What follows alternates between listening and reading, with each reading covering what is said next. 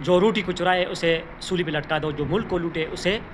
کرسی پہ بٹھا دو۔ اس دور کے منصف نے یہی لکھا ہے قلم سے، غربت نہیں مٹتی تو غریبوں کو مٹا دو۔ پاکستان اس وقت جیسا کہ میں بارہا کہہ چکا ہوں کہ سیاسی عدم استحکام کا شکار ہے، بے روزگاری ہے، اور ایک غیر یقینی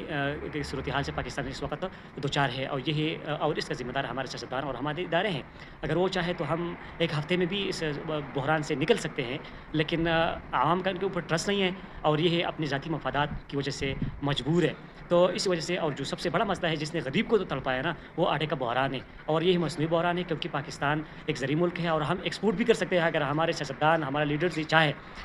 تو اس لیے آٹے کے بحران نے غریب کو بہت تڑپایا ہے، اور اس وجہ سے تمام اداروں کی، ہر حکومت کی یہ رسپانسبلٹی ہے کہ وہ فوراً جتنا ممکن جلدی ممکن ہو سکے اس بحران سے عوام کو نکالے۔ اور عوام سے بھی یہ درخواست ہے کہ خدا را جب آپ ووٹ دیتے ہو تو یہ ضرور دیکھنا کہ کون ملک کے لیے اچھا ہے اور کون برا ہے، کیونکہ اگر ملک غریب ہو تو یہ ہو ہی نہیں سکتا۔